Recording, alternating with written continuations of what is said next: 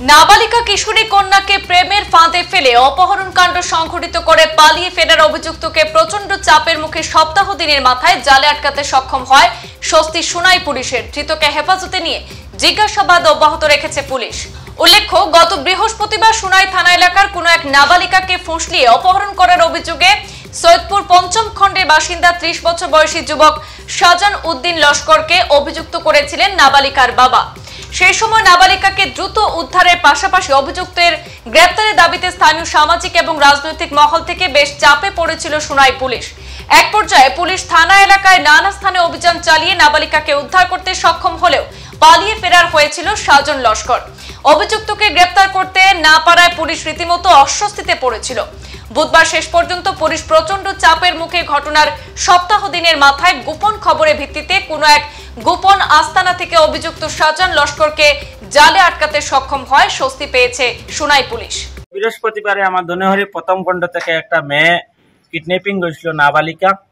তখন আমরা সঙ্গে সঙ্গে মেয়ের বাবায় সুনাই থানাতে অবগত করছেন এবং সুনাই থানায় পরের দিনও মেয়েটারে রিকভারি করে থানাতে আনছেন এবং থানা জিজ্ঞাসাবাদ করার জন্য মেয়ের ছেলের মারে এবং বোনদেও আনছেন।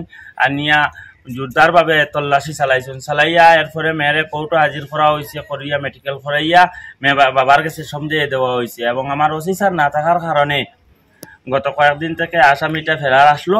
আমি ধন্যবাদ জ্ঞাপন করছি আমার সুনাই থানার ভারপ্রাপ্ত অফিসার মানব হেন্ডিক মহাশয়কে এবং ধন্যবাদ জ্ঞাপন করছি আমি এই মমিতা ম্যাডামকে, যে অক্লান্ত পরিশ্রম করে যে কাছাড়ের পুলিশ প্রশাসনের যে সুনাইর পুলিশ স্টেশনের দায়িত্বে থাকা যারা আছেন সবাইকে আমি ধন্যবাদ জ্ঞাপন করছি যে দুর্নীতির বিরুদ্ধে এবং অপরাধমূলক বিরুদ্ধে যেভাবে পুলিশে ভূমিকা পালন করছেন তার জন্য আমি আমার পক্ষ থেকে এবং গ্রামের পক্ষ থেকে অশেষ ধন্যবাদ জ্ঞাপন করছি।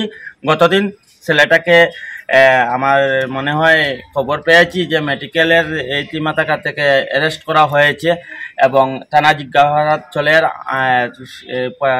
যে প্রক্রিয়া আছে জিজ্ঞাসাবাদ প্রক্রিয়া শেষ করে আমার মনে হয় আইনি প্রক্রিয়াভাবে যেটা হবে আমি সেটার উপরে আমার আস্থা আছে এবং প্রশাসনের উপরে আমার আস্থা আছে এবং বিচার ব্যবস্থার উপরে আস্থা রাখিয়া আমি আরও একটা কথা বলতে চাই যে আবারও যে আমরা কোর্টে আমরা আবেদন করব যে এই লাকি মেম্বার এবং যারা ছেলের বাবা এবং বোনের জামাইকে আবার তদন্তর আওতায় তারাই আনার জন্য, যেহেতু এই জিনিসটা বিগত কয়েকদিন আগে এটা ধরা হয়েছে এবং তারা বিচার আওতায় নিয়ে একটা মোবাইলও আমরা সিজ করিয়ে রাখিয়েছিলাম এবং তারা আমাদেরকে বিচার বলে আবার ওই যে মেয়েটিকে কিডন্যাপ করে নিয়েছে।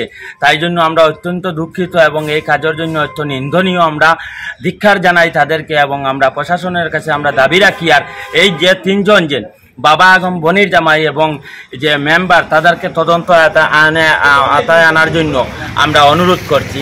আর আমরা কোর্টে আমরা স্বাগতম জানাই, ধন্যবাদ জানাই এবং সুনাই পুলিশে আবারও আমি সুনাইয়ের ওসি স্যার এবং এই কেসের আইও মমিতা ম্যাডাম এবং যারাও এই পুলিশে এবং ব্যাটালিয়ন কাজ করে যাচ্ছেন সবাইকে আমি অশেষ ধন্যবাদ জ্ঞাপন করছি। সংবাদ এই পর্যন্তই, ফিরছি পরবর্তী অন্যান্য আপডেট নিয়ে। ধন্যবাদ।